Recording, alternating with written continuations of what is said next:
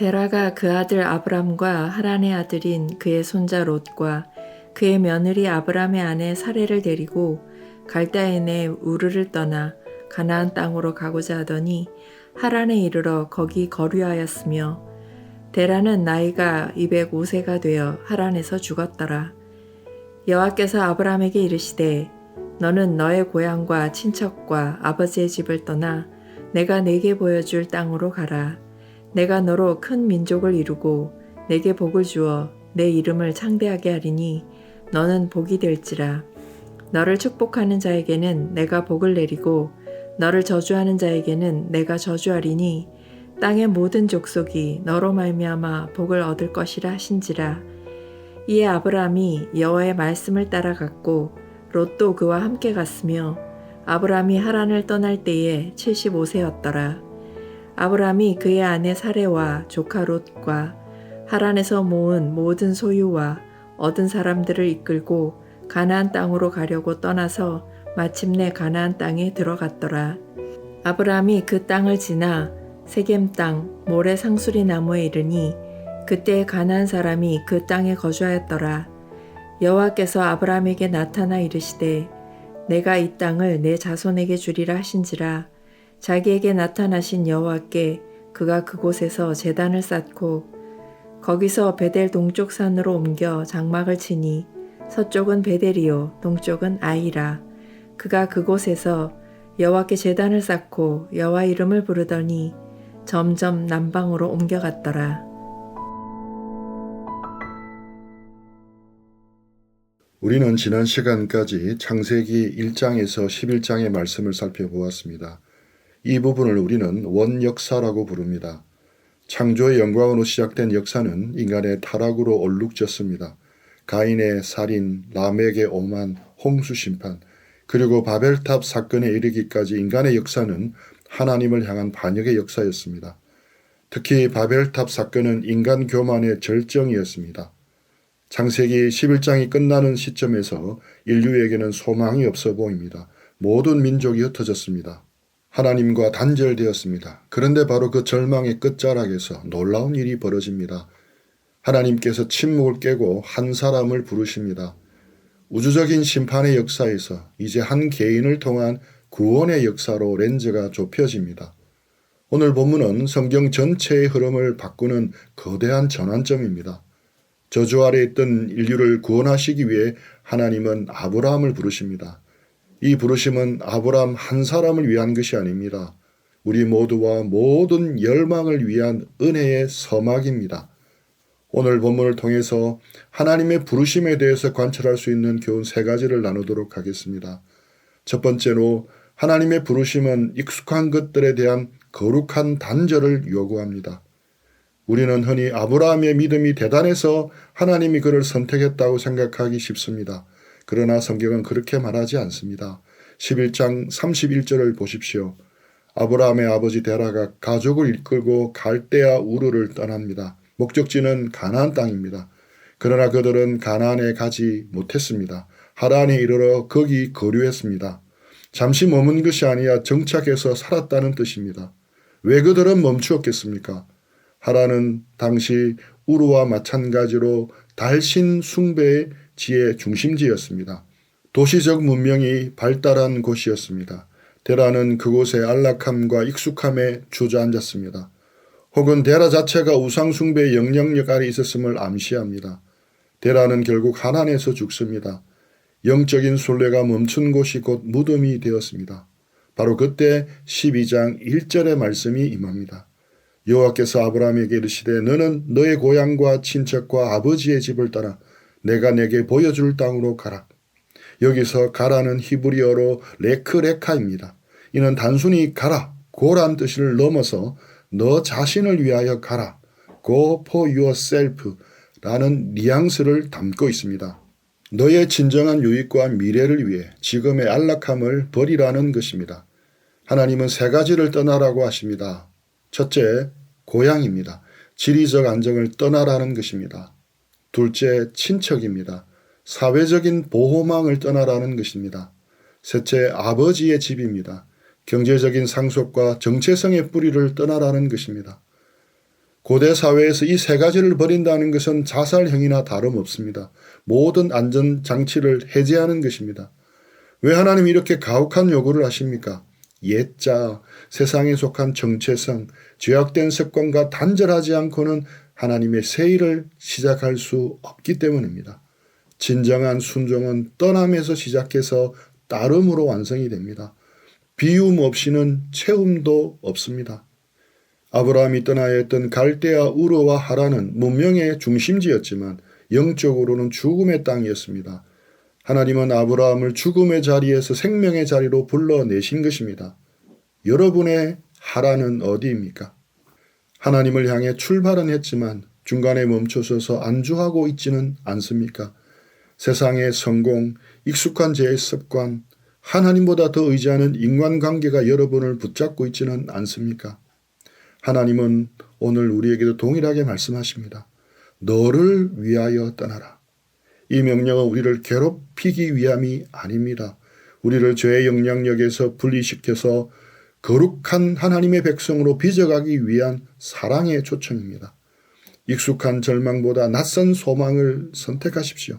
지금 붙잡고 있는 썩은 동아줄을 놓아야 하나님이 내미시는 구원의 손길을 잡을 수가 있습니다. 두 번째로 하나님의 부르심에는 놀라운 약속이 동반됩니다. 떠남은 상실이 아닙니다. 더 큰 축복으로의 초대입니다. 2절과 3절에서 나타난 하나님의 약속은 실로 엄청납니다. 학자들은 여기서 7가지 복을 발견합니다. 첫째, 내가 너로 큰 민족을 이루고. 지금 아브라함은 자녀가 없습니다. 아내 사라는 불임입니다. 인간적인 가능성이 제로인 상태입니다. 그런데 하나님은 거대한 민족을 약속하십니다. 이것은 생명의 주권이 오직 하나님께 있음을 보여줍니다. 둘째, 내게 복을 주어. 여기서 복은 하나님이 피조물에게 부여하시는 생명력과 번성함을 의미합니다. 셋째, 내 이름을 창대하게 하리니. 바벨탑을 쌓았던 사람들의 목적은 무엇이었습니까? 우리의 이름을 내자였습니다. 그들은 스스로 이름을 높이려다가 흩어졌습니다. 그러나 아브라함은 아무것도 하지 않았는데 하나님이 그의 이름을 높여주시겠다고 합니다. 이것이 세상의 방식과 하나님의 방식의 차이입니다. 명예는 쟁취하는 것이 아니라 하나님이 선물로 주시는 것입니다. 넷째, 너는 복이 될지라.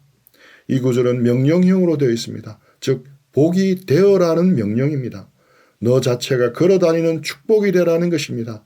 너의 존재 자체가 타인에게 하나님의 은혜를 전달하는 통로가 되라는 뜻입니다. 다섯째와 여섯째는 관계에 대한 약속입니다. 너를 축복하는 자에게는 내가 복을 내리고 너를 저주하는 자에게는 내가 저주하리니. 하나님께서 아브라함과 자신을 동일시하시겠다는 것입니다. 아브라함을 건드리는 것은 곧 하나님을 건드리는 것입니다. 이것은 아브라함에게 주신 가장 강력한 안전보장이었습니다. 일곱째, 땅의 모든 족속이 너로 말미암아 복을 얻을 것이라. 이것이 아브라함을 부르신 궁극적인 목적입니다. 이 약속이 어떻게 성취되었습니까? 아브라함 자손으로 오신 예수 그리스도를 통해서 성취되었습니다. 이 약속은 궁극적으로 예수 그리스도를 가리킵니다. 그리스도를 통해서 천하 만민이 구원의 복을 누리게 되는 것입니다. 갈라디아서 3장 8절입니다. 또 하나님이 이방을 믿음으로 말미암아 의로 정하실 것을 성경이 미리 알고 먼저 아브라함에게 복음을 전하되 모든 이방이 너로 말미암아 복을 받으리라 하였느니라. 예수님 안에서 우리는 아브라함의 영적인 후손입니다. 이 7가지 약속은 예수 그리스도 안에서 우리의 것이 되었습니다. 하나님은 우리를 통해 세상을 축복하기를 원하십니다. 하지만 꼭 기억해야 할 것은 우리는 복의 종착역이 아니라는 사실입니다. 복이 흘러가는 통로이며 복이 흘러가는 정류장입니다. 나만 잘 먹고 잘 사는 것이 신앙의 목표가 아닙니다. 나를 통해 내 가족, 내 이웃, 내 직장 동료가 하나님의 복을 맛보는 것, 이것이 우리를 부르신 이유입니다. 그래서 우리가 가는 곳마다 복이 흘러가야 합니다. 우리가 머무는 곳에 복음의 역사가 나타나야 합니다. 이것이 우리의 사명입니다. 우리 모두 이 거룩한 사명을 가슴에 품기를 축복합니다. 세 번째로 하나님의 부르심은 적극적인 순종과 예배로 증명됩니다. 하나님의 엄청난 약속 앞에 아브라함은 어떻게 반응합니까? 4절입니다. 이에 아브라함이 여호와의 말씀을 따라갔고 가장 단순하지만 가장 위대한 문장입니다. 그는 지도를 따라가지 않았습니다. 오직 말씀을 따라갔습니다. 그의 나이 75세였습니다. 새로운 도전을 하기에는 너무 늦은 나이처럼 보였습니다. 그러나 하나님의 말씀이 임할 때 나이는 숫자에 불과합니다. 그는 하나님의 말씀을 따라 가나안으로 들어갑니다. 이것이 믿음의 본질입니다. 눈에 보이지 않는 하나님을 신뢰하면서 눈에 보이는 현실을 걸어가는 것입니다. 히브리서 11장 8절은 갈 바를 알지 못하고 나아갔으며라고 증언합니다. 목적지도 모른 채 말씀하시는 분만 믿고 발을 떼는 것, 이것이 모험이자 신앙입니다. 아브라함이 가나안 땅에 도착했을 때 현실은 녹록지 않았습니다. 6절을 보면 그때 가나안 사람이 그 땅에 거주하였더라고 기록합니다. 약속의 땅은 비어있는 땅이 아니었습니다. 이미 강력하고 호전적인 가나안 원주민들이 장악하고 있었습니다. 눈에 보이는 현실은 약속과 너무 달랐습니다. 그러나 아브라함은 그 상황에서 무엇을 합니까? 7절에 하나님이 나타나 이 땅을 내 자손에게 주리라 말씀하시자 그는 제단을 샀습니다. 그리고 8절에서 베델과 아이 사이로 옮겨서도 여호와를 위하여 제단을 샀고 여호와 이름을 부릅니다. 여기서 우리는 아브라함의 삶을 특징 짓는 두 가지 상징을 봅니다. 하나는 장막이고 다른 하나는 제단입니다. 장막은 나그네로서의 삶을 보여줍니다. 장막은 그가 이 땅에 영원히 머물지 않을 나그네임을 보여줍니다. 그는 언제든 하나님의 명령이 떨어지면 떠날 준비가 되어 있었습니다. 제단은 예배자로서의 삶을 보여줍니다. 제단은 그가 오직 하나님만을 의지하는 예배자임을 보여줍니다. 가나안 사람들의 우상 문화 한복판에서 아브라함은 공개적으로 여호와 이름을 불렀습니다. 이것은 단순한 종교 행위가 아닙니다. 이 땅의 주인은 가나안 신들이 아니라 여호와 하나님이시다는 믿음의 선포였습니다. 자기의 소유권을 주장하는 깃발이 아니라 하나님의 주권을 인정하는 제단을 쌓은 것입니다. 우리의 삶도 마찬가지입니다. 우리는 이 세상에서 나그네입니다. 천년만년 살 것처럼 땅에 집착해서는 안 됩니다. 우리의 영원한 본향은 하늘에 있습니다. 그렇기에 우리는 장막을 치는 마음으로 가볍게 살아야 합니다. 동시에 우리는 세상 한복판에 제단을 쌓아야 합니다. 가정에서, 직장에서, 학교에서 기도의 제단을 쌓으십시오. 예배가 무너지면 모든 것이 무너집니다. 가나안 사람들이 득실거리는 험한 세상에서 우리가 승리할 수 있는 유일한 비결은 예배입니다. 하나님의 이름을 부르는 것입니다. 아브라함은 남방 네겝으로 점점 옮겨갔습니다. 여전히 척박한 땅, 광야와 같은 길이었지만 그는 예배하며 걸었습니다. 환경이 문제가 아닙니다. 하나님과 동행하고 있느냐가 문제입니다. 이제 말씀을 맺겠습니다. 오늘 우리는 역사의 거대한 전환점 앞에 서 있는 한 사람 아브라함을 만났습니다. 그는 위대한 영웅이 아니었습니다.